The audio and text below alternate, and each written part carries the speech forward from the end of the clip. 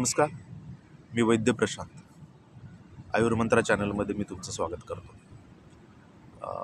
काही पेशंट आमच्याकडे एक शंका घेऊन येत असतात किंवा जेव्हा कधी आम्ही त्यांना पथ्य देतो आहार विहाराची, तर त्याच्यामध्ये त्यांची एक शंका असते की सगळीकडे सांगितलं जातं दही खाणं खूप चांगलं आहे. दही खाल्ल्यामुळे तुमच्या पोटामध्ये किंवा तुमच्या पचनसंस्थेला खूप चांगली अशी मायक्रो ऑर्गॅनिझम मिळतात की जी चयापचय क्रिया तुमची मेंटेन करतात.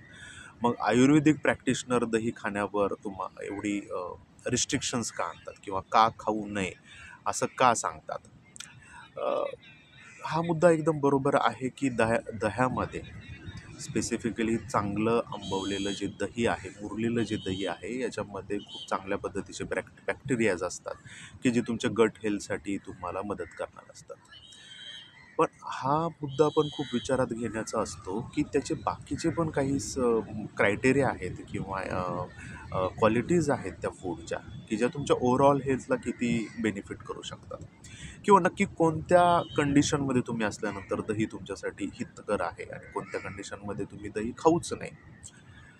तर ज्यांना पोटाची अशी समस्या आहे की जिथे तुम्हाला वारंवार शौचास जावं लागतं, वारंवार तुम्ही त्यासाठी ट्रीटमेंट घेताय, तुम्ही त्याच्यासाठी वेगवेगळे उपाय करताय, तरी पण तुम्हाला वारंवार शौचास जावं लागतं, लूज मोशन्स होत आहेत, आव पडते, अशा कंडिशनमध्ये दही दुपारच्या वेळेस तुम्ही खाऊ शकता. रात्रीच्या वेळेस सुद्धा नाही, दुपारच्या वेळेस तुम्ही खाऊ शकता.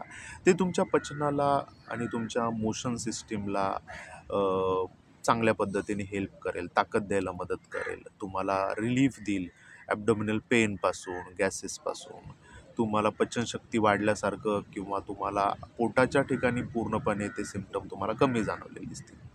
पण तुम्हाला पचनाची काहीही विशेष अशी समस्या नाही आहे आणि तुम्ही नियमित फक्त दही चांगलं असतं म्हणून जर का खायला चालू केलं, तर तो भाग असा आहे की तो तुम्हाला पुढे चालून जर का त्या दह्याचं व्यवस्थित पचन झालं नाही, कारण की दही हे आयुर्वेदानुसार अभ्यसंधी आहे, म्हणजे ते शरीरामध्ये स्वेलिंग क्रिएट करायला कारणीभूत ठरतं. तर तुम्ही ते दही व्यवस्थित पचवू नाही शकलात आणि रेग्युलर कन्झ्युम करत राहिलात, तर तुमच्या शरीरामध्ये स्वेलिंग क्रिएट होणारे जे व्याधी आहेत, मग ते तुमचा आर्थरायटिस असू शकतो किंवा मायग्रेनसारखा त्रास असू शकतो किंवा एखादं क्रॉनिक इन्फेक्शन असू शकतं की जे तुम्हाला होऊ शकतं लाँग टर्ममध्ये आणि त्यानंतर ते पूर्ण क्लीनअप करायला, तुमची बॉडी डिटॉक्स करायला हा वेळ पण खूप जाऊ शकतो. तर दही हा भाग तुम्हाला जर का पचनाची काही विशेष समस्या असेल तरच तुम्ही लाँग टर्ममध्ये तो कन्झ्युम करायला पाहिजे. अन्यथा कधीतरी तुम्ही आठवड्यातून एकदा दही खाण्यामध्ये ठेवतायत, दह्याची कोशिंबीर करून खातायत किंवा प्लेन दही भात खातायत, तो भाग चालू शकतो. पण रेग्युलर दही ॲज अ फूड कन्झ्युम करायला तुम्हाला एकदा तुमच्या आयुर्वेदिक कन्सल्टंटशी नीट विचारूनच आपली प्रकृती, आपला आहार तुम्ही ठरवून घेऊ शकता. अन्यथा एक सिंपल तुमचं आहारातील चेंज आणि तुम्हाला एखादं क्रॉनिक डिसीज कंटिन्यूसाठी ट्रीट करावं लागेल. बाकी अजून काही माहिती असेल तर आमचं चॅनल असंच फॉलो करा, शेअर करा, सबस्क्राईब करा. धन्यवाद.